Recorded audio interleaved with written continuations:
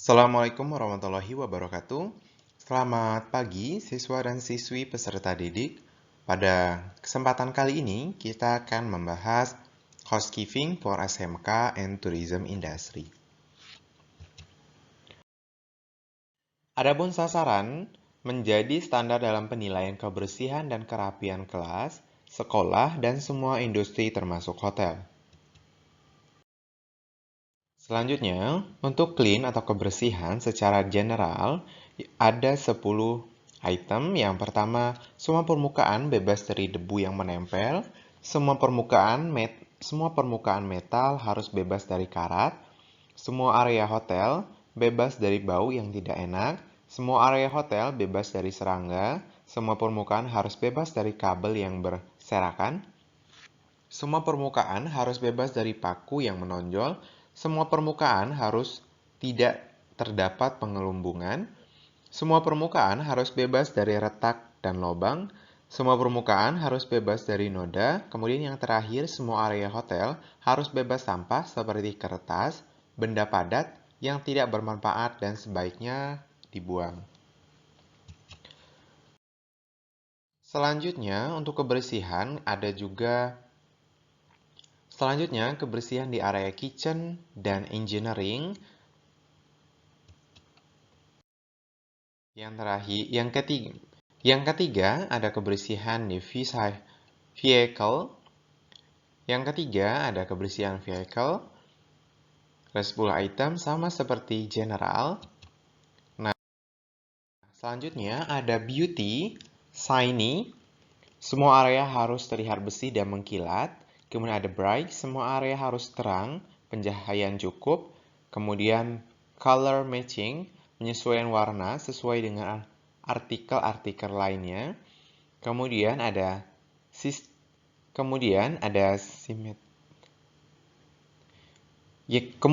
symmetrical, penempatan semua benda harus simetris sesuai bentuk ruang dan sudut pandang. Kemudian ada well arrangement, penempatan semua artikel di area harus tertata rapi dan tidak menimbulkan kesan berantakan. Adapun tujuannya, yang pertama memberikan citra positif terhadap industri tempat kita bekerja. Yang kedua, membuat dan mengajarkan budaya bersih dan rapi kepada semua karyawan di tempat kita.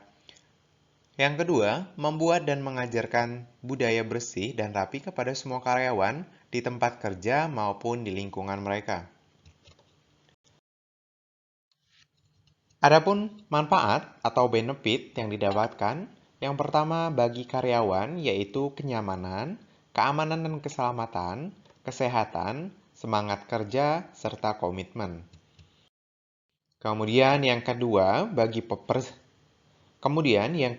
bagi perusahaan, citra positif, penghematan, peningkatan kecepatan bisnis, peningkatan laba, dan menambah kepercayaan customer.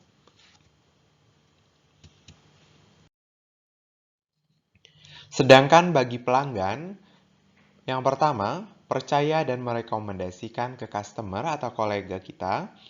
Yang kedua, apa yang didapatkan sesuai dengan yang dibayarkan, bahkan lebih baik dari yang diharapkan.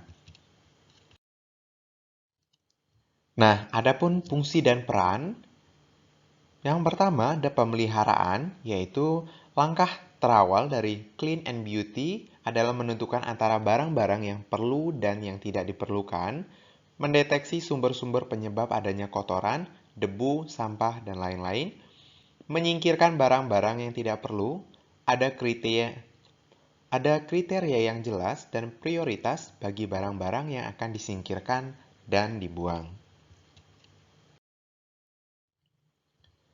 Selanjutnya, penataan. Di antara barang-barang yang akan disingkirkan, berapa banyak yang akan disimpan, menentukan tempat menyimpan barang-barang, tata letak, menentukan tempat menyimpan barang-barang, tata letak perlu mendapat perhatian, menentukan cara atau metode. Selanjutnya, penataan. Di antara barang-barang yang akan disingkirkan, berapa banyak yang akan disimpan, menentukan tempat menyimpan barang, tata letak perlu mendapat perhatian, menentukan cara atau metode penempatan barang yang mudah disimpan dan yang mudah diambil, menghemat waktu, tenaga, dan biaya, menyimpan barang yang diperlukan, mentaati tata tertib simpan menyimpan barang. Selanjutnya, pembersihan atau esensi. Selanjutnya, pembersihan, esensi clean and beauty. Membersihkan menurut dedikasi khusus. Selanjutnya, pembersihan, esensi clean dan beauty. Membersihkan menuntut dedikasi khusus, ketelitian, kesadaran, dan komitmen. Merupakan proses mendeteksi dan mengoreksi. Nah, pemahaman cara pembersihan, membersihkan bukan Pemahaman cara pembersihan, membersihkan bukan hanya sekedar menghilangkan kotoran, Pemahaman cara pembersihan, membersihkan bukan hanya sekedar menghilangkan kotoran, karenanya perlu pelatihan terarah, mengetahui cara penanganan kebersihan dan menggunakan alat kebersihan, memahami fungsi fasilitas peralatan yang ada akan mempermudah pelaksanaan penyelenggaraan dan pemeliharaan. Selanjutnya ada standar dan prosedur. Pelaksanaan penyelenggaraan dan pemeliharaan fasilitas, peralatan harus diurutkan. Perlu adanya daftar periksa atau checklist yang secara ketat dan konsekuen harus ditaati. Nah, bentuk penerapan clean and beauty ada GLASS.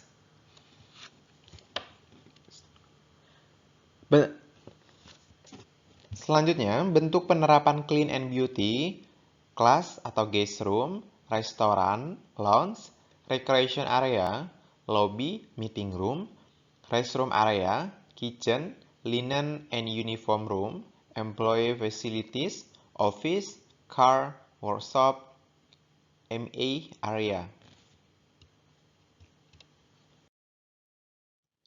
Fungsi dan peran pemantapan dalam konteks clean and beauty berarti menjaga dan memelihara kebersihan dan kerapian. Merupakan proses pengembangan sistem serta penerapan secara konsisten atau pemilahan, pembersihan, dan penyusunan.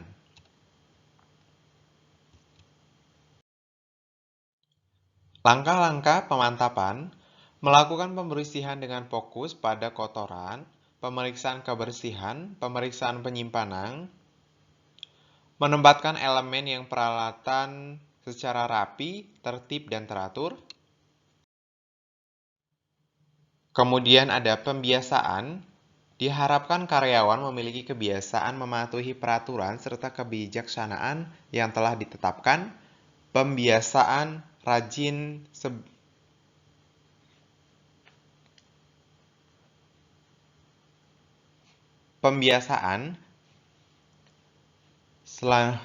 Fungsi dan peran pembiasaan diharapkan karyawan memiliki kebiasaan mematuhi peraturan serta kebijaksanaan yang telah ditetapkan. Pembiasaan artinya pemahaman.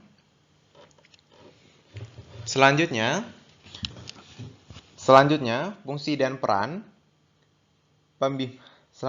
fungsi dan peran pembiasaan diharapkan karyawan memiliki kebiasaan mematuhi peraturan serta kebijaksanaan yang telah ditetapkan. Pembiasaan rajin merupakan inti dari clean and beauty. Pembiasaan artinya pemahaman dan ketaatan karyawan atas hak perusahaan dan peraturan yang telah ditetapkan. Komitmen 100% tanpa reserve. Kaidah penerapan, menghilangkan, menyingkirkan barang yang tidak perlu, memindahkan barang ke tempat yang benar, membersihkan kotoran atau sampah, membuang limbah ke tempat yang seharusnya. Kemudian, kaidah penerapan menggabungkan, menempatkan barang sejenis pada satu lokasi, meletakkan barang komponen pada satu paket, memberi tanda serupa pada sekelompok barang, yang artinya setiap barang harus kita letakkan sesuai dengan jenis, ukuran, komponen, serta kita harus beri tanda ketika menyimpan semua peralatan atau barang-barang yang kita gunakan.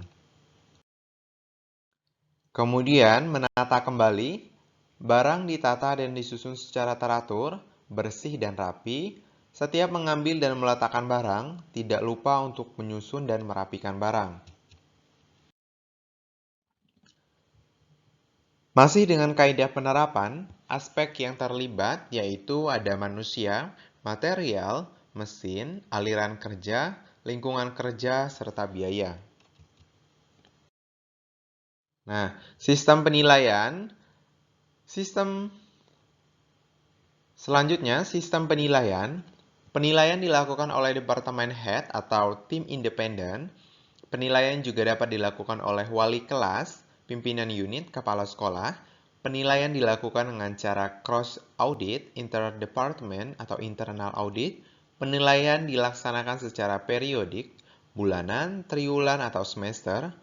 Kesemua penilaian di atas dilakukan secara objektif dan harus segera di-follow up. Terima kasih, semoga bermanfaat. Saya akhiri, wassalamualaikum warahmatullahi wabarakatuh. Selamat pagi.